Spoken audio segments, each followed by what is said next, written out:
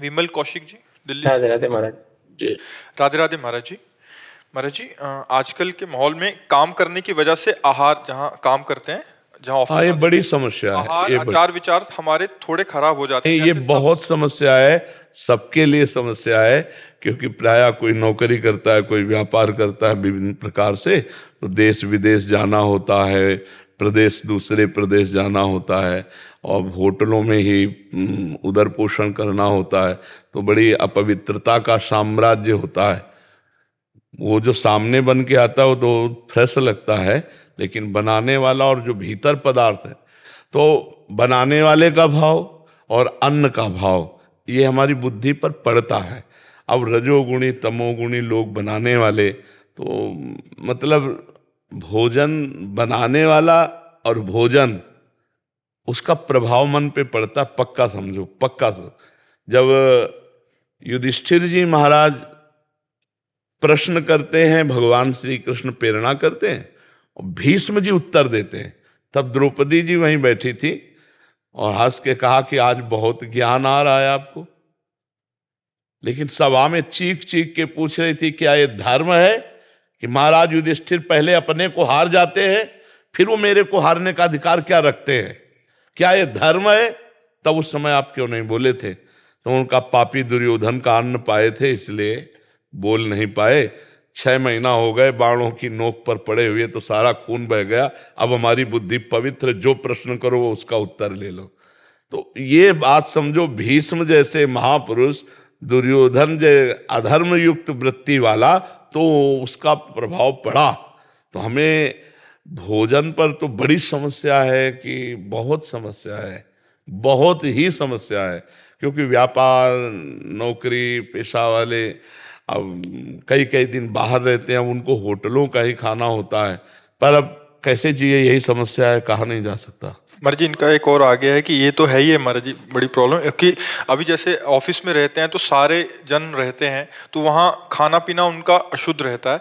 उसी के बीच में मैं खाता तो नहीं हूँ, बट बैठना पड़ता है, बट अभी साथ काम करना है, तो इसलिए उन्हीं के साथ खाना पड़ता है। तो महाराज जी, ऐसे आचार विचार बिल्कुल, तो बड़ी समस्या है। अब जैसे आपके मित्र हैं, शराब पीते हैं, मांस खाते हैं, गंदी वस्तुएं पाते हैं, तो फिर आप उनके सामने, तो वो आपका उपहास करेंगे, आपकी अवहेलना करेंगे, उन्हीं के बीच में रहना, उन्हीं।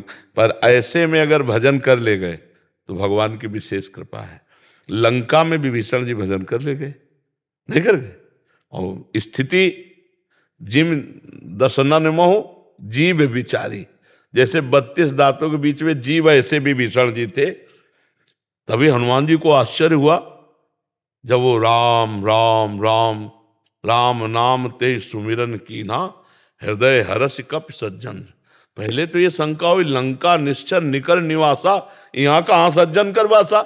ऐसा साधु कौन है भाई कि यहाँ लंका में राम राम जप रहा है?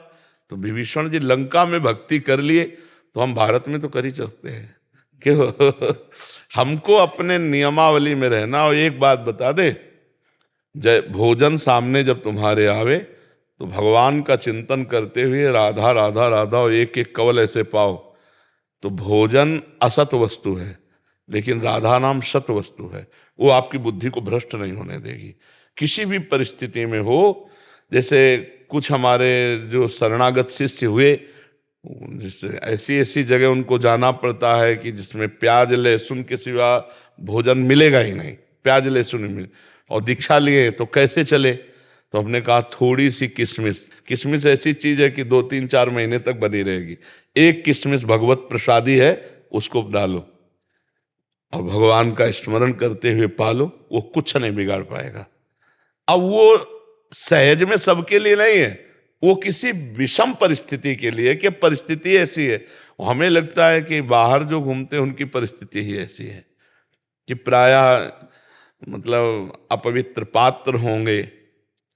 अब उसी में आप पाके गए, उसी में शराब पीने वाला पाके गया, उसी में अपवित्र आचरण करने, तो पात्र तो अपवित्र है, फिर अंदर जो बन रहा है वो बड़ा।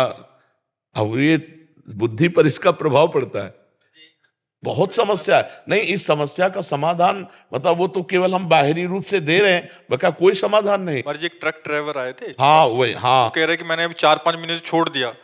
मैंने कहा नहीं, आप चालू कर दीजिए। कह रहे घर परिवार में अर्थ आदि की समस्या हो रही है। कह रहे ट्रक चलाता हूँ, अभी अभी निकले और कहाँ जाके रुकेंगे पता नहीं है। बिल्कुल। और इसमें कैसा, ढाबा आदि है तो कितना भी उनसे सात्विक लेने का प्रयास करो, बट बर्तन वही है, सब कुछ वही है। बड़ी बिल्कुल।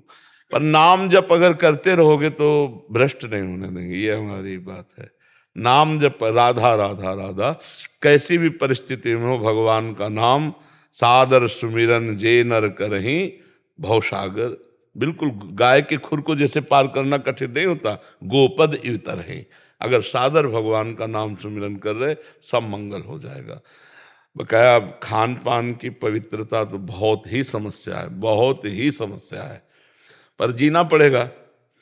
इसीलिए रोगों की बाहुल्यता हो रही, ब्लड प्रेशर हाई, लो, शुगर, कैंसर तो ऐसे हो रहा है जैसे बुखार होता है, इनको बुखार हुआ उनको बुखार, ऐसे कैंसर हो रहे हैं। ये खान पान की गलत सामग्रियां। अब अंदर कोई लोहे की मशीनें थोड़ी लगी आते हैं, अब किसी भी तरह के ऐसे केमिकल जाएंगे जो दूध में पड़े हुए हैं या अन्य पदार्थों में, तो नुकसान ही करेंगे। भगवान बचावे। अब कैसे कैसे कैसे जिया जाए, बहुत समस्या है। जो बाहर भ्रमण करते, हमारे अपने लोग हैं तो एक सीमा में है कि भाई ऐसे कर लो ऐसे कर लो, एक आदमी के लिए 4 आदमी के लिए व्यवस्था हो सकती है, लेकिन अब जो भ्रमण करते हैं जो ऐसे, बहुत समस्या है।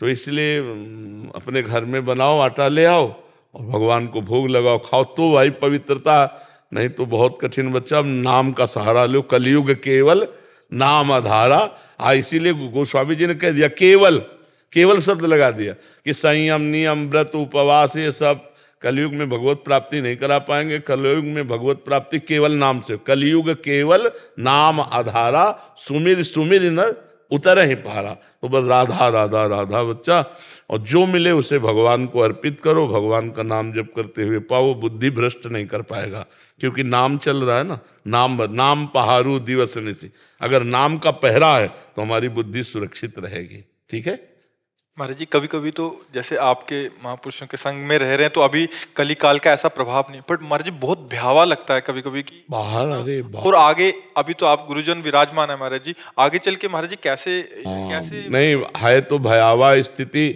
क्योंकि देखो, दूसरों का हित चाहने वाले बहुत कम दिखाई देता है वो, कि हम परोपकार की भावना से, लेकिन उसमें नाम और रुपया और पैसा, तो इससे जगत कल्याण फिर नहीं होता है। अब जैसे श्री स्वामी राम सुखदास जी महाराज थे, निष्काम संत, कभी अपने लिए कुछ, अब गए तो मानो भारत का भाग्य लुट गया। ऐसे संत जो देश मंगल के लिए, जगत मंगल के लिए बहुत कम, मतलब बहुत कम, वो बहुत विचित्र है, मतलब बहुत विचित्र सम। अब ये है कि कलिकाल बढ़ेगा इसी से, जब परमार्थिक संत अंतर ध्यान हो जाएंगे। अभी तो अंगुलियों में गिन सकते हैं, ये तो नहीं कह सकते कि बहुत है, अंगुलियों में गिन सकते हैं। निष्काम संत, जिनका उद्देश्य है भगवान की आज्ञा से भगवान का जस गाना, भगवान के लिए गाना, भगवत स्वरूप जगत का मंगल। सर्वे भवन्तु सुखिना सर्वे संत निरामया, ये बिरले ही हृदय से। बाहर तो, लेकिन अंदर की लालसा क्या है, उसी से जगत मंगल होता है। तो सुबह से लेकर के 11-12 बजे तक भजनानंदी संत भजन करते थे। सुबह 3 बजे 2 बजे बैठ गए और उस भजन का जगत मंगल के लिए प्रयोग करते थे। अब हर समय कान में मोबाइल है, अंतर्मुख कब होने गए? सोचो, वो कुन कुन कुन कुन करता रहता है, थोड़ी देर में अंतर्मुख कब होंगे?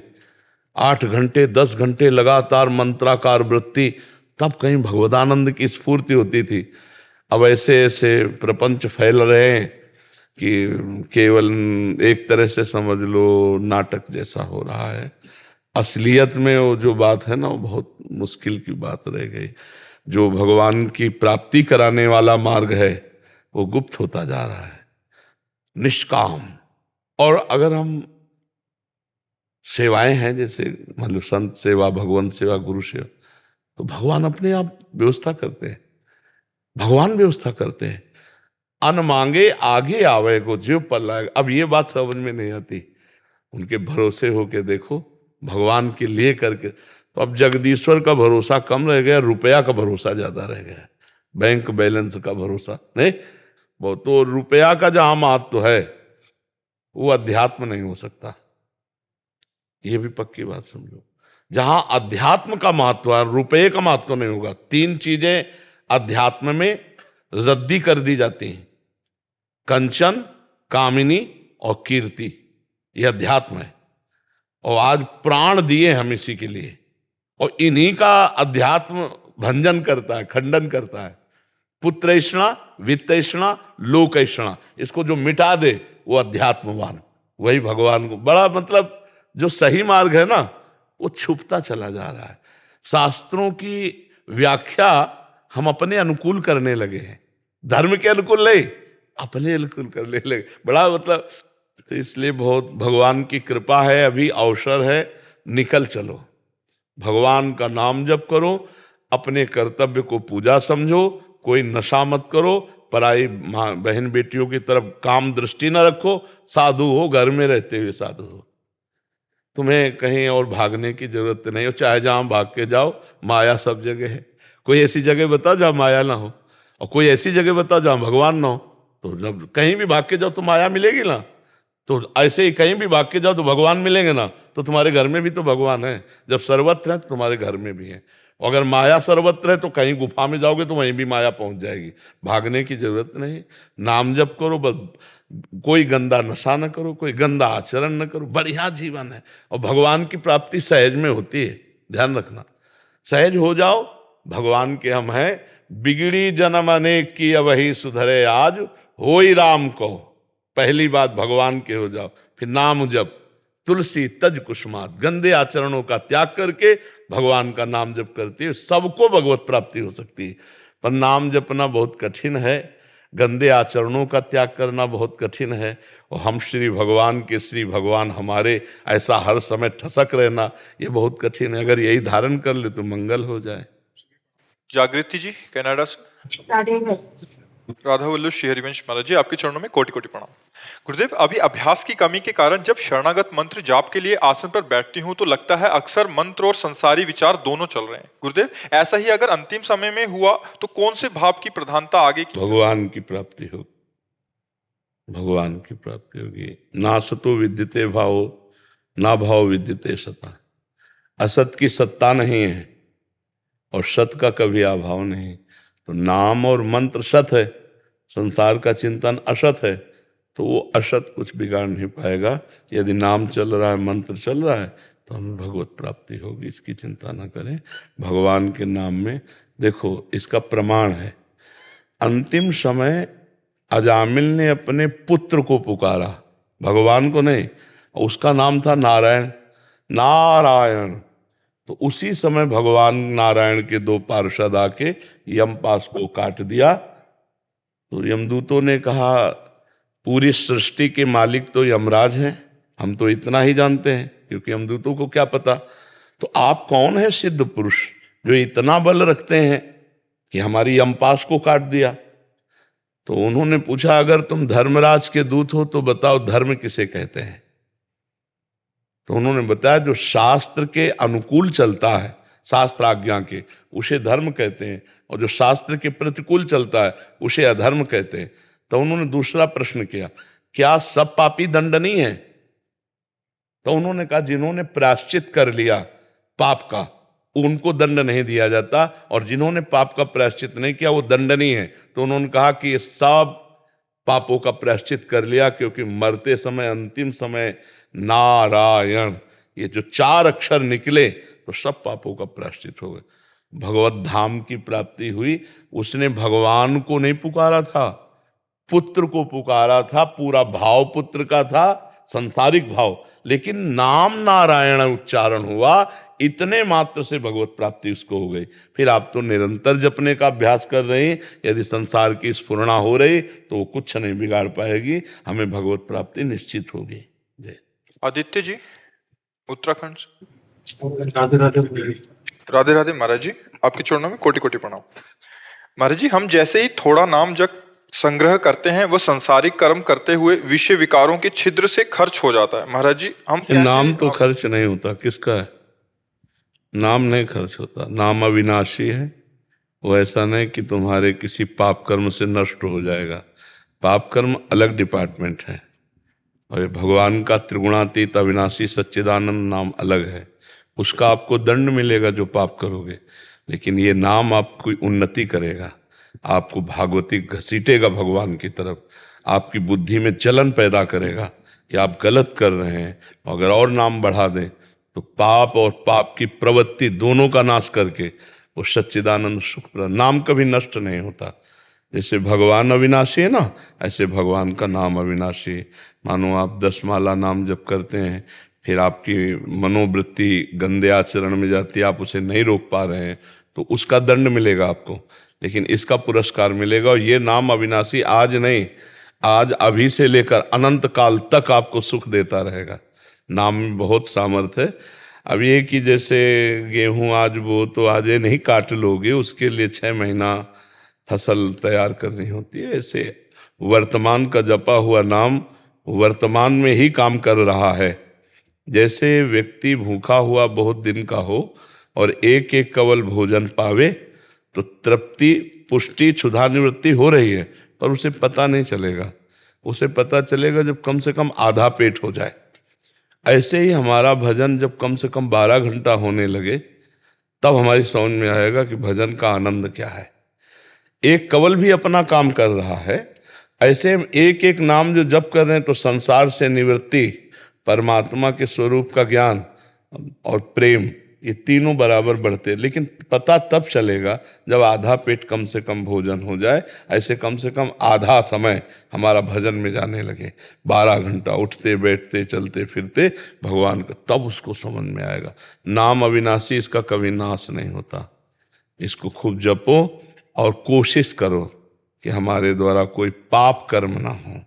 अगर भूल चूक से हो जाते हैं तो भगवान से प्रार्थना करो कि आगे बार हमको सामर्थ्य दो कि मैं अगली बार ना कर पाऊँ।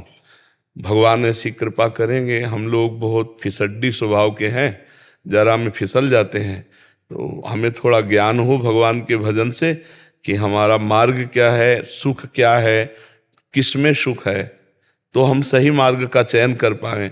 पर बड़े बड़े ज्ञानियों को भी फिसला देती है, ऐसी भगवान की माया है। चूक हो जाना कोई बड़ी बात नहीं है, चूक सबसे होती है, लेकिन बार बार चूक होना है नहीं। चूक सबसे होती है, लेकिन बार बार चूक होना, फिर वो चूक ना होकर वो अपराध बनता है। मतलब एक बार हमसे तो चूक हो गई तो राहती न प्रभु चित चूक किए की, करत सुरति सयबार ही की। प्रभु अपने जनों के द्वारा चूक हुई को हृदय से नहीं देखते। उसके हृदय की बात को ये करना नहीं चाहता था, पर मेरी माया की प्रबलतावश ये चूक। लेकिन बार बार को चूक नहीं कहते, बार बार को अपराध कहते हैं। तो हमें लगता है आप कोशिश करो कि जिन गलतियों को आप जानते हो उनकी पुनरावृत्ति ना हो। अगर फिर भी हो जाती तो निराश और उदास और हताश होने की जरूरत नहीं। ये बहुत बड़ा फिसलन का मार्ग है, तो हम कभी भी फिसल सकते हैं, पर हम कोशिश करें कि ना फिसले। भगवान बल देंगे, भगवान कृपा। बहुत बड़ा फिसलन का मार्ग है। अपने लोग जिंदगी चले ना, तो अपने लोगों को पता है। देखो, तुम्हें भूख लगी, भोजन पा लिया, तो तुम भूख का स्वाद क्या जानो। तुम्हें भूख लगी, भोजन पा लिया, तो तुमने भूख का स्वाद क्या चखा है। तुम्हें काम पीड़ा लगी, भोग कर लिया, तुमने काम की जलन को क्या जाना। तुम्हें जो लगा वो सब है, लेकिन जो लगे उसको सह जाए, तब पता चलता है त्राहिमाम प्रभु कितना जलन देते हैं ये संसार के विषय, ये भोग। तब वो धीरे धीरे जलते। देखो, कच्ची मटकी में एक चुल्लू पानी डालो, पूरी मटकी फैल जाएगी, और जब आग में तपा दी जाती है तो वही वर्षों खूब भर के पानी रखो, कुछ नहीं फर्क पड़ता। तो ऐसे ही भगवान के मार्ग में हृदय को पक्का किया जाता है। ये काम क्रोध लोभ मोह मद मत्सरी आग है, ये अग्नियां जलाती हैं, और जो सह गया वो भगवान को प्राप्त हो गया। यम ही न व्यथ्यन्ते ते पुरुषम पुरुषर्षभ सम दुखा सुखाधीरम स्वअमृतत्वाय कल्पते। वो अमृत पद का अधिकारी हो जाता है जो इन वेगों को, काम का वेग, क्रोध का, भूख का, प्यास का, वाणी का, अहंकार, इन सब वेगों को जो भगवान का आश्रय लेकर सह जाता है। पर है बहुत कठिन। बातें बना लेना बहुत सरल है, लेकिन है बहुत कठिन। अगर इस कठिनता को सह गया तो भगवत प्राप्ति निश्चित हो जाती है। इसलिए पहला विश्वास करो कि आपके द्वारा जपा हुआ नाम आपके बैंक लॉकर में बिल्कुल सुरक्षित रखा है, उसकी हानि नहीं हो सकती। आपके द्वारा जो पाप कर्म हो रहे हैं उनका दंड मिलेगा, और उनका दंड बड़ी सम्मान से मिलेगा। देखो, बड़े आदमी का अगर कोई सबसे बड़ा पदाधिकारी हो और उसके परिवार के सदस्य से गलती हो जाए तो बहुत कुछ उसे सुविधाएं मिलती हैं। ऐसे हम सबसे बड़े प्रभु के हैं। अब अगर हमें गलती भी होगी ना तो हमें बड़ी सुविधाएं मिलेगी। जैसे काशी में एक प्रिया प्रीतम के उपासक रहते थे, वृंदावन के प्रिया प्रीतम। वो कभी विश्वनाथ जी के दर्शन करने नहीं जाते थे। प्रिया प्रीतम के आठों पैर सेवा में लगे रहते थे, तो कहीं जाने की जरूरत भी नहीं। तो विश्वनाथ जी के एक बड़े ज्योतिषाचार्य जो प्रथम पार्षद थे, उनको बड़ी जलन हुई। उनका बड़ा नाम यश था प्रिया प्रीतम की जो उपासना, कि ये इतने बड़े भक्त होकर के वैष्णवा नाम यथा शंभु भगवान शंकर के दर्शन विश्वनाथ जी की नगरी में रह के करने नहीं आते। तो उन्होंने विचार में लिखा था, कल म्लेच्छ सेना आएगी और उनका सर्वविनाश कर देगी। तो उन्होंने कहा हाँ, ये फल तो होना ही चाहिए, जो विश्वनाथ जी से विमुख है। और वो 12 बजे म्लेच्छ सेना आएगी। तो 12:30 बजे पहुंचे कि देखें अब तो सब विध्वंस हो गया होगा। तो जो वैष्णव थे वो स्नान कर रहे थे, वहां कुछ विध्वंस नहीं हुआ। तो उनका मेरी ज्योतिष भगवान शिव के द्वारा दी हुई है, ये कभी व्यर्थ हो नहीं सकती। तो जब वो नहा के आए स्नान करके, तो उनका वैष्णव से कहा कि महाराज आपका तो इस समय हमारी ज्योतिष कह रही म्लेच्छ सेना आना चाहिए और वो विध्वंस करना चाहिए। तो उनका आई थी और विध्वंस कर गई। तो बोले क्या विध्वंस, यहाँ तो सब ऐसा है। बोले नहीं, जब भोग लगा रहे थे ठाकुर जी का तो हम ऐसे हुए, तो हमारे ध्यान में तंद्रा सा आ गई और तंद्रा में देखा म्लेच्छ सेना आई और सब विध्वंस कर गई। तभी तो नहा के आए कि चलो ऐसे ही सही, पर म्लेच्छ छू गया तो इसलिए ना, प्रगट में कुछ नहीं हुआ। इतना बुरा प्रारब्ध उनके तंद्रा में स्वप्न जैसा बन के निकल गया। ये बुरे से बुरा प्रारब्ध भी भक्त का ऐसे निकल जाता है जो नाम जापक है। बहुत बुरा प्रारब्ध, जैसे बहुत बुरा प्रारब्ध है इस शरीर का, लेकिन भगवान हमारी दिनचर्या चला रहे हैं। 12 बजे रात्रि से दिनचर्या प्रारब्ध है, पर कितना सुंदर भगवान कटवा रहे। नहीं यही अस्पताल में पड़े काट सकते हैं। भगवान हमारे से कथा चर्चा प्रश्न उत्तर भजन साधन जो हमारी दिनचर्या है वो करा रहे हैं। अब ये बुरा प्रारब्ध किसी जन्म का भयंकर पाप आकर के टूट पड़ा और भगवान के भजन ने संभाल लिया। भगवान की शरण में है तो देखो आपके सामने बैठे हैं, प्रश्न उत्तर कर रहे हैं, भगवत चर्चा कर रहे हैं, आरती सेवा पूजा पाठ सब चल रहा है। अगर हम भगवान की शरण में ना होते तो दुर्गति हो जाती। तो देखो ये हम इसलिए उदाहरण दे रहे हैं कि भजन अपना प्रभाव दिखा के रहता है। अगर भजन भगवान का जीवन में ना किए होते तो बहुत दुर्गति होती है। लेकिन इसके सोचने का समय नहीं, हर समय एक नया आनंद, एक नया उत्साह, एक नई प्रफुल्लता भगवान देते रहते। ये भगवान की शरण की बात। और ये शरीर तो जाएगा ही जाएगा, आज नहीं तो कल जाएगा, पर जहां जाना है वहां पास हो गया है, अब कोई चिंता नहीं है। भजन कभी निष्फल नहीं होता, भजन कभी नष्ट नहीं होता, और भजन करने वाले के जीवन में कभी धोखा नहीं होता। संसार धोखा दे सकता है, भगवान का नाम नहीं। ईश भजन सारथी सुजाना, भगवान का नाम वो सारथी है कि आपको ऐसे मार्ग में ले जाएगा जहां परमानंद परम सुख मिले, इस लोक में भी और परलोक में भी। पक्का मानो। भगवान की कृपा का हम तुम्हें कैसे बताएं, ये सब रूपों में भगवान है, सब रूपों में भगवान हमें प्यार दे रहे हैं। जपते रहो, परिणाम में देख लेना। वो मंगल होगा कि जैसे तुम हम कह रहे ना ऐसे तुम कहोगे। अगर हमको अनुभव ना होता, हमको ये सब, ये तो बाहरी बातें तुम्हें बता रहे हैं, अंदर की बात तो बता ही नहीं सकते। वाणी की सामर्थ्य नहीं है कि जो जीवन का लक्ष्य है वो भगवत प्राप्ति है, और भजन के द्वारा ही सारे सुखों का तुम संग्रह कर सकते हो। अगर भजन नहीं है और सब सुख तुम्हारे पास है तो तुम खुश नहीं रह सकते। देख लेना, तुम शीतल नहीं रह सकते, तुम्हारा हृदय ठंडा नहीं हो सकता। हर्षित होगे, शोकित होगे, कामनाओं की भीड़ लगी रहेगी। आप सब देख लो ना, हृदय क्या ऐसा कहता है, अब कछु नाथ न चाहिए मोरे। ये तभी होता है जब भजन होता है। जब भजन डट के हुआ, जहां भगवदानंद मिला तो वह हृदय से निकलने लगता है, कुछ नहीं चाहिए, कुछ नहीं चाहिए प्रभु। और जिसके हृदय में कोई चाह नहीं होती वो बादशाह का बादशाह है। चाह मिटी चिंता मिटी मनुआ बेपरवाह, जिनको कछु न चाहिए वो शाहन के साथ। इसलिए खूब नाम जप करो, पाप कर्म से जितना बन सके बचाओ, अपने को गंदा होने से बचाओ। कपड़ा धोए और फिर गंदा करें, फिर धोए फिर गंदा करें, तो इससे तो हमारा समय बर्बाद हो रहा है। जब हमको साफ करना ही है तो गंदा क्यों करें। हम थोड़ा गंदगी से बचे, गंदे आचरणों से बचे, जिससे हमारे हृदय में नाम का प्रकाश हो। डॉक्टर आशीष जी मथुरा से। राधा वल्लभ। श्री हरिवंश महाराज जी। महाराज जी, नाम जप से मनुष्य भी गुणातीत बन सकता है क्या? यदि हाँ तो हमारे कर्म जो गुण पर आधारित हैं कैसे होंगे? यदि मनुष्य गुणातीत हो गया तो कर्म कैसे कर पाएगा? राष्ट्रपति माफ कर दे तो फांसी की सजा माफ हो जाएगी कि नहीं हो जाएगी? तो फिर भगवान के नाम में अपार सामर्थ्य है। नाम लेत भव सिंधु सुखाही, करो विचार सुजन मन माही। जब बहुत नाम जप किया जाता है निरंतर, तो हमारे संचित कर्म को भस्म कर देते हैं भगवान, और जो क्रियमाण वर्तमान में हो रहे हैं इसको निष्फल कर देते हैं, और प्रारब्ध को निष्प्रभावित कर देते हैं, और उसे जीवन मुक्त बनाकर भगवत प्राप्ति करा देते हैं। जप के तो देखो नाम, निरंतर नाम जप के देखो, सब हो जाएगा। नाम जपने से निश्चित भगवत प्राप्ति है। नाम जपने से इह परलोक सकल सुख पावत, मेरी सो भैया कृष्ण गुण संचु। हरिवंश महाप्रभु कहते हैं, मेरी शपथ है, विश्वास करो, मैं कसम खा के कहता हूं, यदि कृष्ण का नाम जप करोगे, कृष्ण के गुणों का गायन करोगे, तो इस लोक और परलोक में सदैव सुखी रहोगे। तो नाम जप परम सुख प्रदान करता है। भगवान गुणातीत है तो भगवान का नाम गुणातीत है, तो भगवान का धाम गुणातीत है, तो भगवान की लीला त्रिगुणातीत है। समझ रहे हो ना?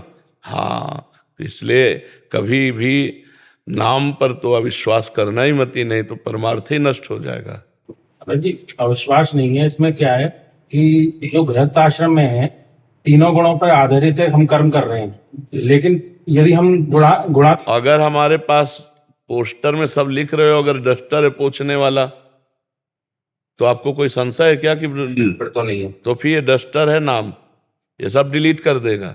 इसीलिए हर श्वास पे उठते बैठते श्वास ही नाम, नाम ही श्वासा, नाम श्वास को भेद मिटावे, रोम रोम और रग रग बोले, तब कुछ स्वाद नाम को पावे। आप जब के तो देखो, नाम में बहुत बड़ी सामर्थ्य है। महाराज जी, नाम लेते लेते नाम कभी रुक जाए तो भगवान फिर कृपा करके स्मृति बनते। जैसे अंतिम समय कुछ ऐसी दशाएं जिनमें नाम भूल सकते हैं, जैसे मूर्छा आ गई तो नाम नहीं जप कर सकते, प्राण निकल रहे हैं तो नाम जप नहीं कर सकते, क्योंकि उस समय बहुत कष्ट होता है। जन्मत मरत दुषा दुख होई, तो उस समय भक्त का हृदय जो भगवत चिंतन शून्य हो रहा है, तो वहाँ भगवान स्मृति बन के छा जाते हैं, वहाँ भगवान याद बन के छा जाते हैं, भगवान रूप दिखा देते और उसका कल्याण कर देते हैं। आश्रय भगवान का लिए है ना, तो हमारा भजन रुक भी जाए तो हमें भगवत प्राप्ति हो जाएगी, क्योंकि हमने भगवान का आश्रय लिया है। बस वो दशा, मूर्छित, मृत्यु या गाढ़ निद्रा, ये ऐसी दशाएं हैं जिनमें हमारा कोई बस नहीं है।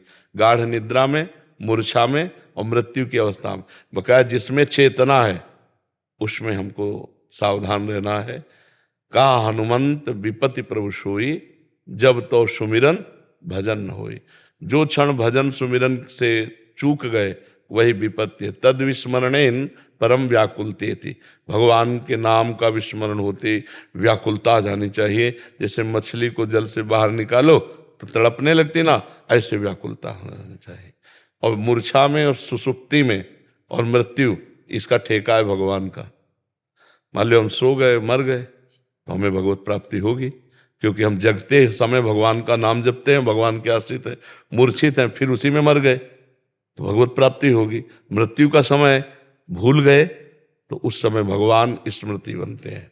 शास्त्रों में भगवान ने ये बात कही है कि जिस समय अंतिम समय भक्त का होता है, तो मैं उसकी स्मृति बनकर, जो भगवान की स्मृति जिस रूप की, वही स्मृति बनकर मैं छा जाता हूँ, और अंतःमति सो गति, वो मुझे प्राप्त हो जाता है। बहुत बड़ा आश्रय होता है भगवान का, बहुत बड़ा आश्रय। भजन बल तो हमारा है, लेकिन आश्रय बल भगवान का है। इसीलिए भरोसा भगवान का और प्रयास अपना, तो सफलता हाथ लग जाती है। समझ में आ गई? डॉक्टर तेज कुमार शर्मा जी, जयपुर से। राधे राधे महाराज जी। महाराज जी, मैं खुद एक कॉरपोरेट जी। महाराज जी, मैं खुद एक कॉरपोरेट हॉस्पिटल में सीईओ हूँ महाराज जी। बट मेरे को एक थोड़ा सा एक डाउट है महाराज जी। बच्चे अध्यात्म में अच्छा कर रहे हैं, कभी लगता है उन्हें इसी ओर जाना चाहिए, फिर कभी असुरक्षा होने लगती है।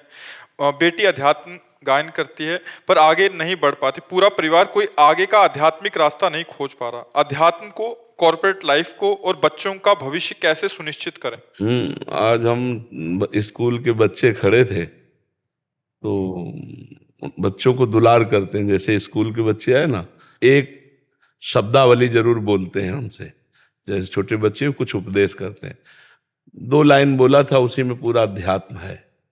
छोटे बच्चों को या विद्यार्थियों को सबसे पहले ब्रह्मचर्य पर दृष्टि देनी चाहिए। सबसे पहले अगर ब्रह्मचर्य सुरक्षित है तो स्मृति, शरीर बल, सब बल जागृत हो जाएंगे। ब्रह्मचर्य पर अपने बच्चों को शिक्षा देनी चाहिए, बिल्कुल मित्रवत बैठाल कर उनको शिक्षा। बच्चों को कहा कि तुम अपने ब्रह्मचर्य पर ध्यान देना। जो बच्चा तुम्हें गंदी बात सिखाए वो तुम्हारे लिए बहुत दुश्मन की तरीके, ऐसे बच्चों का संग न करना। कोई गंदी बात मोबाइल से ना देखना। और नाम जप के लिए हम उनसे कहा, अगर 10 मिनट राधा राधा बोलोगे, 10 मिनट, तो तुम देख लेना तुम्हारी पढ़ाई में उन्नति होने लगेगी। थोड़े शब्दों से बोल। तो अध्यात्म को समझने के लिए पहले नींव डालो बच्चों में। कोई, हमने उनसे कहा बड़े होकर कोई नशा मत करना, छोटे छोटे बच्चे, कोई नशा मत करना, ये गंदी बातें जो गर्लफ्रेंड बॉयफ्रेंड ये सब नहीं, ये नहीं, ये व्यभिचार प्रवृत्ति जो छोटे बच्चों में आ गई, ये बहुत हानिकारक है। तो अध्यात्म के लिए नाम जप अत्यंत अनिवार्य है। तो जैसे उनका पढ़ना भी अध्यात्म में अनिवार्य है। जो आधुनिक पढ़ाई है, ये अगर हम काखा गाघा ना पढ़े होते तो हम शास्त्र की बातें न सुना सकते थे। प्रणाम है उन गुरुदेव के जिन्होंने काखा गाघा सिखाया, जिन्होंने बड़ा की मात्रा, छोटी की मात्रा, ये सब सिखाया ना। आज वही काम आया ना शास्त्रों के। तो आधुनिक पढ़ाई व्यर्थ नहीं है, आधुनिक पढ़ाई जरूरी है। तो बच्चों को जो आधुनिक पढ़ाई है वो उनकी पूजा है। जैसे अर्जुन छात्र धर्म से युक्त है, तो भगवान कहते युद्ध तुम्हारी पूजा है। तो बच्चों की पढ़ाई उनकी पूजा है, और उस पूजा को पूर्ण करने के लिए 10-15 मिनट माता पिता को चाहिए कि उन्हें नाम कीर्तन या नाम जप में लगावें। महाराज बहुत अच्छा गाती है और सब कुछ करती है, फिर भटक जाती। नहीं, भटकने का क्या स्वरूप आप दिया उसके? भटकने का क्या स्वरूप? बिल्कुल छोड़ देती है, बहुत अच्छा भजन करती है, बहुत। नहीं, छोड़ना तो नहीं चाहिए, गंदी बातें छोड़ना चाहिए, अच्छी बातें नहीं छोड़ना चाहिए। हम अपना एक समय बांधे। देखो, हम ये नहीं कहते कि बच्चे मनोरंजन करें ही ना, नहीं। कोई अच्छा धार्मिक सीरियल जो आपके साथ बैठ के देखा जा सकता है वो दिखाओ। ऐसे मोबाइल बच्चों को जो बड़े बड़े मिल गए हैं, स्मार्ट मोबाइल, और इधर उधर सर्च करने लगे तो बच्चों की बड़ी दुर्दशा हो रही है। आपको तो शायद नहीं पता हो, हमें तो प्रायः ऐसी घटना हमारे पास आती रहती बच्चों की, कि मतलब बड़ी दुर्दशा। एक मन अन्न जब हमारे उदर में जाएगा, एक मन अन्न 40 किलो, तब एक बार संतान उत्पत्ति करने योग्य वीर तैयार होता है। 40 किलो पौष्टिक अन्न पाने पर एक बार संतान उत्पन्न करने की क्षमता वाला सप्तम धातु प्रकट होता है। अब जो रोज 2 बार 3 बार इसको बच्चे छीण कर रहे हैं, उनको तो पता नहीं, तो अपनी जीवनी शक्ति, स्मृति सब नष्ट कर रहे हैं। हमें लगता है बच्चों को पहले ये सिखाना जरूरी है कि वो ब्रह्मचर्य से रहें और विद्या को भगवान की पूजा समझे, जो अपनी पढ़ाई है, और 10-20 मिनट नाम संकीर्तन, नाम जप ये जरूर करें, और माता पिता से मित्रवत व्यवहार करें। जैसे अपने दोस्त को हम हर बात बता देते हैं, ऐसे हम अपने माता पिता, और माता पिता को चाहिए कि बच्चे के ऊपर शासन प्यार वाला करे। अगर तुमसे कोई गलती हो जाए ना, तो हम आगे खड़े हो जाएंगे। गलती करना मत, अगर गलती हो जाए तो तुम डरना मत, मुझे जरूर बता देना, मैं तुम्हें बचा लूंगा। ऐसे बच्चों से बात की जाती है। आजकल माता पिता ऐसी उद्दंडता करते हैं जो बच्चों को संभाल नहीं पाते, फिर बच्चे ऐसी समस्या में फंस जाते हैं कि उनको एक ही रास्ता दिखाई देता है शरीर को। तो इसलिए बहुत संभाल के, ये हमारे देश के भविष्य हैं, जो बच्चे बच्चियां हैं ये देश के भविष्य हैं, इनको सुंदर पढ़ाओ, ये पूजा है आपकी, इनको पढ़ाओ। अच्छा, वृक्ष को जैसे हम सेट करते हैं वैसे ही उसका स्वरूप आ जाता है, बांध करके उसको ऐसे ऐसे इनको हमारे दृष्टि में होना चाहिए। तुम्हें मोबाइल चेक करना चाहिए बच्चों के, पर बड़े चतुर हैं, पूरा उसका डेटा ही उड़ा देंगे, ऐसे बच्चे हैं। पर कोशिश करना चाहिए कि उनकी गलतियों को हम समझें, स्कूल जाना चाहिए, मास्टर से मिलना चाहिए और बच्चों से मिलना चाहिए, क्या चरित्र इसकी जांच करना चाहिए, क्योंकि छोटे छोटे बच्चे चरित्रहीन हो रहे हैं। अगर चरित्रहीन हो गए तो फिर आगे क्या उन्नति करेंगे। तो इसलिए हमारी सबसे प्रार्थना है बच्चों से भी कि आप अच्छे चरित्र वाले बने, और माता पिता को प्रार्थना है कि बच्चों से मित्रवत व्यवहार किया जाए। समय का होता है ना, अब बच्चे इतने प्रवीण नहीं कि आपकी डांट को वो प्यार समझें, तो अब वो काट थोड़ी डालेंगे, वो तो उनका एक प्यार है जो एक शासन कर रहा है। लेकिन बच्चे इस बात से भयभीत हो जाते हैं, अगर पापा ये बात जान गए, मम्मी ये बात जान गई, अब वो अंदर ही अंदर घुटता रहता है और उसको कई तरह से टॉर्चर होता है दिमाग का बच्चों के साथ। तो हमें लगता है कि ये बच्चों को उन्नतिशील बनाने के लिए परिवार में कोई उनका शोषण न करे, ये भी बात ध्यान रखनी है। परिवार के जन, रिश्तेदार के जन ये शोषण न कर पाए, क्योंकि हमारे पास कई ऐसी शिकायतें आती हैं कि बच्चियों का परिवार में ही शोषण होता है, मामा भांजे, रिश्ते नाते, और यहाँ तक कि कहने में शर्म लगती पिता के द्वारा भी ऐसा, मतलब हमारे सामने। तो ऐसी रक्षा की जाए, हमारे भारत के भविष्य है। तो इसलिए अपने बच्चों का जीवन पवित्र रखो और नजर रखो, कोई रिश्तेदार नातेदार, ये अबोध बच्चे हैं, इन पर कहीं गलत हरकत ना कर। हमें लगता है कि हफ्ते में 1-2 बार तो बच्चों के साथ बैठना चाहिए, एकांत में खवा पिया के हंसी खेल करते हुए आज हम लोग बातें करते हैं। फिर उसको कहीं तुम्हें कोई मित्र ऐसा, कहीं कोई रिश्तेदार नातेदार कोई ऐसा, बिल्कुल खुल के बोलो, हम तुम्हारे दोस्त की तरह। ऐसे बच्चों को प्रेम देना चाहिए। अगर वो फेल हो जाते हैं तो हम मित्रवत व्यवहार उस समय करें, कोई बात नहीं, हम फिर मेहनत करके पैसा लगाएंगे, आप पढ़ने में ध्यान दीजिए। इस बार कमजोर पढ़ाई की, हमें लगता है इसलिए फेल हो गए, आप प्रयास कीजिए। अब जैसे फेल हो गए और ऐसा, अब वो बच्चा छोटा सा, छोटा दिमाग, वो फिर कोई न। महाराज जी ये दो ही मुख्य कारण है महाराज जी। एक तो है जो पढ़ाई आदि में असफल हो गए, फिर घर में ये, और दूसरा बाहर रहते हैं बच्चे तो दोस्ती हो जाता है कहीं, तो फिर वो घबराते हैं क्योंकि घर में ऐसा बताएंगे। तो जैसे आपने बोला मित्रवत व्यवहार रहेगा, और दूसरा उनको जब असफल होने पे भी उत्साह मिलेगा कि नहीं तुम आगे और बढ़ो, तो एक बहुत अच्छा। हाँ, और जैसे 10 मिनट बैठ करके सत्संग सुनाओ, 10 मिनट अगर हम सत्संग सुनाएंगे रोज बच्चों लायक, जैसे ब्रह्मचर्य पर है, मित्रता पर है, कई ऐसे चैप्टर हैं, मन पर है, आपका मन आपको परेशान कर रहा हो तो कैसे बचना चाहिए, आखिरकार मन को शांति के लिए क्या करना चाहिए,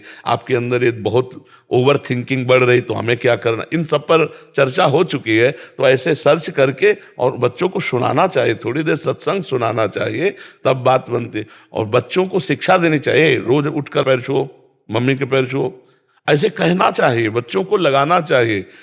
हम लोगों को सिखाया गया था, इस सुबह उठो, पहले हाथ के कराग्रे वस्ते लक्ष्मी कर वद्दे, पृथ्वी माता के पैर छू, फिर उठकर पिताजी माताजी सब बड़े जनों के पैर छू। ऐसा भगवान भी करते थे।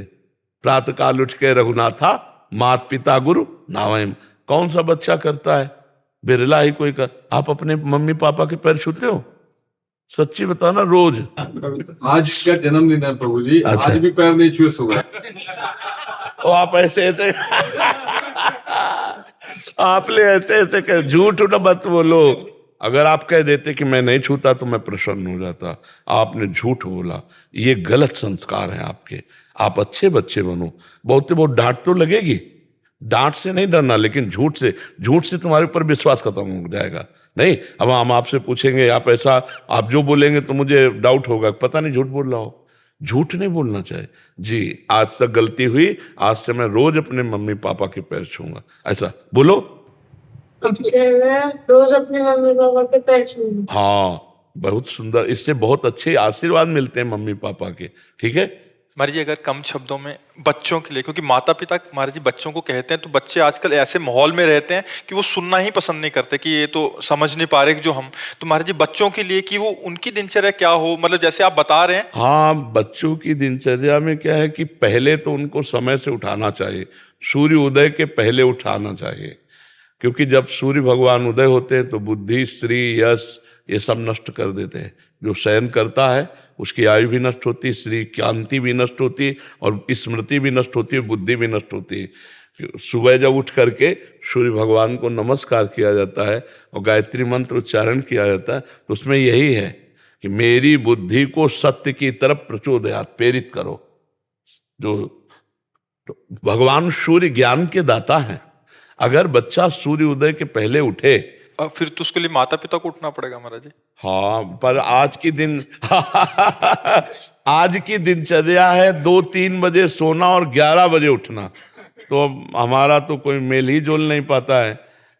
हमारा तो 11 तो कम में 2 बजे उठते हैं। दिन में, हाँ दिन में। अब बताओ 2 बजे नहीं, 2 बजे रात्रि के उठते तो हमारे से मिल जाती बात की, और 2 बजे रोड में आ जाते।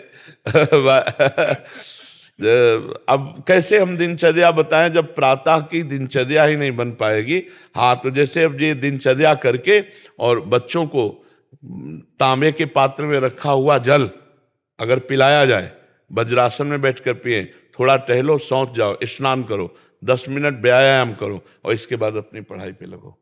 तांबे के जो पात्र में रात भर जल रखा रहा है उसमें पावर होता है, बौद्धिक शक्ति और पेट साफ करने का पवित्र जल होता है। अगर उसको गर्म कर लेते हैं तो पेट के लिए और लाभदायक होगा। थोड़ा हम गर्म करके उस जल को लेकर शौच करके, स्नान करके व्यायाम करें और व्यायाम करके पढ़ाई करें, और हम उस पढ़ाई के समय ये भाव करें ये हमारे भगवान की पूजा है। क्योंकि बच्चों को ज़्यादा पूजा पाठ में, पढ़ाई में लगाओ, पढ़ाई करें, और इसके बाद जब बाल भोग पाने का समय तो 10 मिनट राधा नाम कीर्तन करो और वो बाल भोग पाओ। 10 मिनट नाम के बाल भोग और फिर अपने स्कूल जाओ। मोबाइल आदि दे तो उनकी सावधानी रखे, और शाम के शयन करते समय बच्चे को चाहिए 10 मिनट भगवान नाम स्मरण करते हुए ये देखे कि हमसे आज कौन सी गलती हुई, और वो उस गलती को बार बार सोचे कि आगे से ये गलती नहीं होगी। अगर वो नहीं समझ में आ रहा तो अपनी गलती माता पिता से बतावे, तो माता पिता उसको समझावे। पर बात यहाँ यही फंसती है कि माता पिता नहीं सुधार पे चल रहे, नहीं भजन कर रहे, ना अध्यात्म को समझ रहे, ना दिनचर्या। अब जैसे बच्चा है और वो गर्भ में है और फिर सहवास करते हैं, फिर मैथुन करते हैं, तो उस बच्चे के ऊपर ऐसे काम के संस्कार जागृत होंगे कि वो जन्मई से कामांध होगा, आप ये समझ लो। और उसके ऊपर बहुत खूब प्रभाव पड़ता है। जिस दिन से गर्भ हो जाए उस दिन से माता पिता को ब्रह्मचर्य रहना।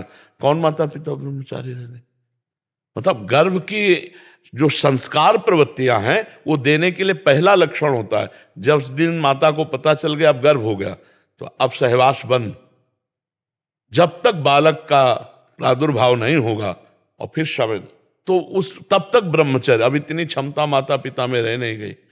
माता पिता भागवतिक चिंतन करें, भागवतिक पवित्र भोजन बनाएं, भगवान को भोग लगाए, बच्चों को पवाएं, तो उनसे उनकी बुद्धि शुद्ध हो। अब ये सब होता होगा किन्हीं किन्हीं घरों में, लेकिन सब घरों में तो ऐसा नहीं होता होगा।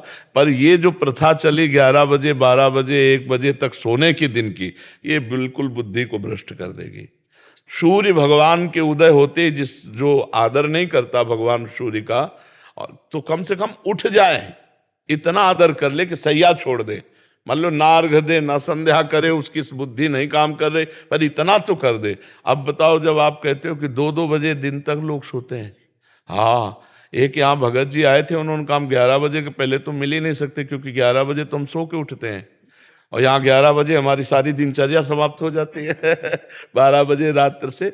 और सबसे बड़ी बच्चों के लिए दिनचर्या ये है कि वो कभी भी गंदे बच्चों का संग ना करें, मोबाइल से गंदी बातें ना देखें, गंदी कोई क्रिया ना करें, तो लड़कते पड़कते वो भगवान की तरफ, आध्यात्मिक की तरफ चल सकते हैं। लेकिन गंदे आचरण करेंगे फिर। ग्रुप कैप्टन दीपक भट्ट जी। राधे राधे महाराज जी। महाराज जी आपके चरणों में कोटि कोटि प्रणाम। महाराज जी आपसे 1.5 साल से यूट्यूब के माध्यम से जुड़ा हूँ। महाराज जी मैं वायुसेना में रहते हुए भी कभी मांस मदिरा का सेवन नहीं किया।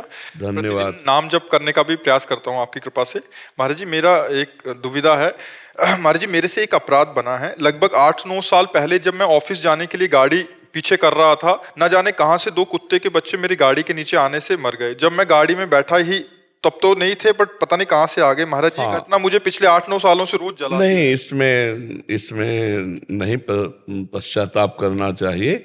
जैसे हम सामने देख रहे हैं कि बच्चे बैठे हैं कुत्ते को और हम असावधानी पूर्वक चढ़ा दिया, अब प्रायश्चित करने लायक है।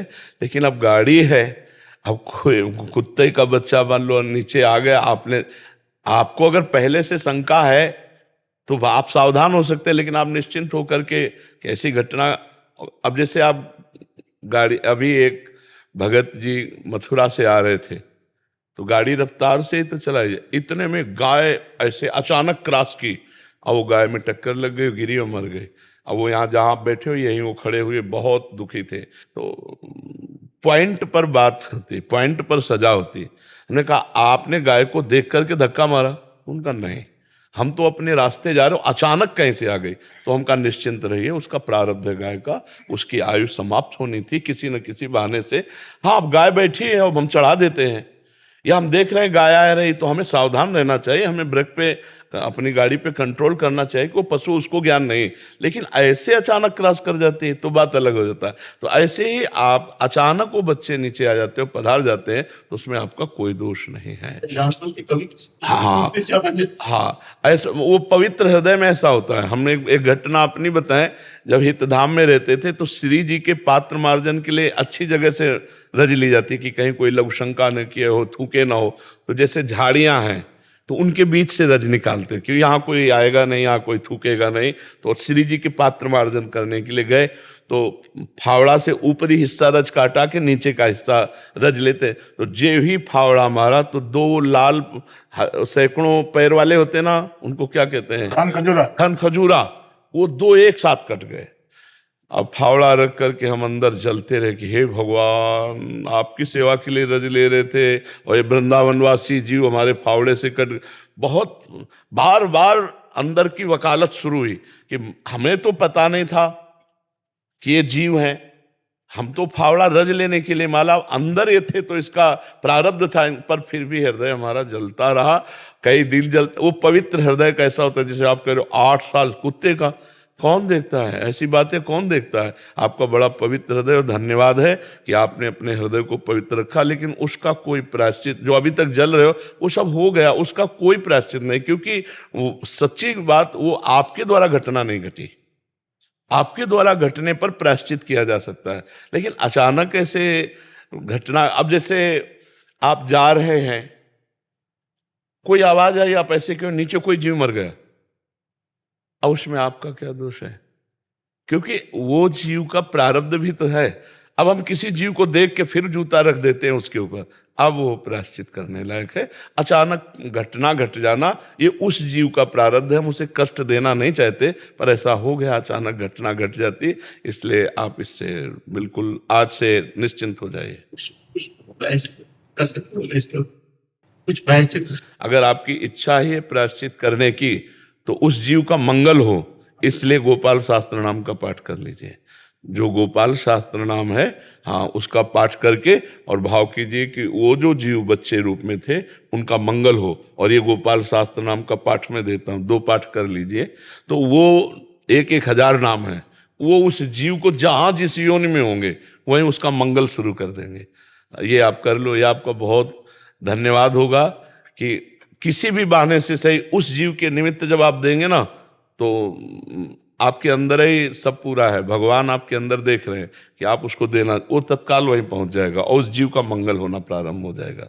आप पर हम बहुत धन्यवाद देते हैं। ऐसा कौन प्रायश्चित करता है कि 8 साल से जल रहा कुत्ते के बच्चे, जब कोई वही चीज याद आती। हाँ नहीं, अब आप प्रायश्चित करके आप शांत हो जाइए, आप कभी ऐसा चिंतन मत कीजिए और नाम जप कीजिए भगवान का। और बहुत पवित्र हृदय है, नहीं तो आजकल तो लोग जिंदा जीवों को चबा रहे हैं, राक्षस बनते चले जा रहे हैं, मछली ऐसे कच्ची खाते हैं, पशु पक्षियों की हत्या करते हैं। और आप इतने दयालु स्वभाव के, तो बहुत भगवान की कृपा है आपके ऊपर। हाँ दुष्यंत शर्मा जी गाजियाबाद से। राधा राधा जी। श्री हरिवंश महाराज जी। महाराज जी, एक प्रश्न बहुत कष्ट देता है कि युवावस्था में भजन क्यों? भजन के लिए वृद्धावस्था होती है, क्या भक्ति भाव की कोई उम्र होती है? हमने कभी बंदूक नहीं चलाई और नहीं चला पाऊंगा, क्योंकि मैंने अभ्यास नहीं किया। मैंने कभी बंदूक नहीं चलाई तो अब भी मैं नहीं चला पाऊंगा, क्योंकि मैंने कभी पकड़ा ही नहीं, मैंने कभी अभ्यास ही नहीं किया। तो अगर बाल्यावस्था जवानी में माला नहीं चलाया ना, तो बुढ़ापे में नहीं चला पाओगे। अगर आप कुमार अवस्था से भगवत भजन में नहीं लगेंगे तो आप भजन नहीं कर सकते। देखो कितना कठिन है बच्चा भजन करना। जवान हो, 1 घंटा केवल हमें समय दो। राधा नाम ऐसे सामने लिखा होना चाहिए, 1 घंटा मन ना हटे राधा नाम से, तो हमें बताना, करके देखो, है नहीं बच्चा? तो जिंदगी भर प्रपंच किया तो बुढ़ापा भजन कैसे होगा? जिंदगी में कभी पिस्तौल नहीं पकड़ी तो हम निशाने पे गोली चला ला तो बात जले तो भरला ले आएगा। हम जानते नहीं ना, तो निशाने पे कैसे? तो जिंदगी में भजन नहीं किया तो ठीक एकाग्रता परमात्मा में कैसे हो सकती बुढ़ापे में? बात मानते हो नहीं? हाँ, इसीलिए बच्चा जवानी भजन और भोग दोनों को लेकर के है। भोग संयम से। ब्याह हमारे यहाँ भारतीय पद्धति है, जब तक ब्याह ना हो तब तक ब्रह्मचारी, और जब ब्याह हुआ तो अपनी पत्नी से अनुराग धर्मपूर्वक, दूसरी माता बहनों की तरफ पूज्य भाव और नाम जप, बढ़िया जिंदगी कट रहे। बेविचारी आदमी की बढ़िया जिंदगी थोड़ी होती, गंदी जिंदगी होती, बहुत गंदी जिंदगी होती, बहुत क्लेश अशांति, कामनाएं उसको जलाती रहती है। तो जवानी में यदि बच्चा भजन का अभ्यास नहीं होगा तो बुढ़ापा में नहीं हो सकता। अगर जवानी में भजन का अभ्यास किया है, जीवन में भजन का अभ्यास किया है, तो बुढ़ापे में चकाचक भजन होगा। अगर जवानी में भजन का अभ्यास नहीं किया तो बुढ़ापे में कोई कहे 70-75 में कि अब हम नहीं, वही चित्त जाएगा जहां पूरे जीवन अभ्यास किया है। पक्की बात है, ये हम बिल्कुल खूब सुलझी हुई बात कह रहे हैं। नहीं कोई वयोवृद्ध बतावे कि हम, अब वो मतलब झूठ बोले तो बात अलग, ईमानदारी की बात है कि अगर आपने जीवन में कभी भजन नहीं किया तो आप भजन करते हो? कदापि नहीं। हम जीवन में जो थोड़ा थोड़ा भजन करते भी नहीं, पूजा उनकी भी बात कह रहे हैं। बस वही संसार के प्रपंच की बात है, और अपना वो 3 माला घुमाते तो 3 माला घुमा दिया। नहीं तो भजन का मतलब सोचते हो, उठते बैठते चलते फिरते खाते पीते हम भगवान का स्मरण करते हुए, ये अभ्यास से होगा, बिना अभ्यास के नहीं। और ये अभ्यास करने की यही उम्र है, चाहे जिस डिपार्टमेंट में जाओ। देखो जैसे अब ढोलक बजाने को हमसे कहो तो अंगुलियां काम नहीं करेंगी, इसीलिए बच्चापन में जो नरम अंगुली होती है उसे हारमोनियम बजाना, ढोलक बजाना इसीलिए लिया जाता है ना। 16, 18, 20 ये अवस्था के क्यों लिए जाते हैं? क्योंकि नए अंग है, नया दिमाग है, जिधर लगेगा धुआं मचा देगा, जिधर जाएगा। एक आदमी इंजीनियर था, तो इंजीनियर वाले दुकान के पास गया और कहा मुझे नौकरी दे दो, मैं इंजीनियर हूं, पूरे कार्ड सब दिखाए। उसने एक जनरेटर खोला और कहा इसे बांध के चला दो, तुम जितने रुपए कहोगे वो तुम्हारे हिसाब के हम रुपए दे देंगे। पूरा जनरेटर उसने बांध दिया, चलाया, चला ही नहीं। फिर शाम हो गई, बोले फिर खोल लो, फिर बांध लो, बांध ले, फिर नहीं चला। तो उसने कहा सर जो कागज में लिखा है वो हमें बिल्कुल पढ़ा हुआ हूं और मैं इसको बिल्कुल, बोले मैं देख रहा हूं तुम ठीक कस रहे हो, ठीक बांध रहे हो, लेकिन तुम किसी इंजीनियर तो हो पढ़े लिखे, तुम किसी मैकेनिक के नीचे नहीं रहे। बोले सर कमी क्या है? बोले केवल गैस काटना था, गैस काटा और चल दिया। समझ रहे हो? ऐसे ही परमात्म प्राप्ति में बहुत सरलता है, बहुत सरलता। भगवान अपने हैं, केवल भगवान को अपना मानना है, केवल भगवान को अपना मानना। बच्चा हम पूरे जीवन की बात बता रहे हैं, भगवान को एक बात केवल पसंद है, अपनापन। हे नाथ मैं आपका भाव का भूखा हूं मैं, यही नहीं हम लोग दे पाते। आप देखना, हम किसी भोग के लिए किसी से ऐसा बोल सकते हैं कि तुम हमारे जीवन हो, ये सब भगवान के लिए नहीं बोल सकते, ध्यान रखना।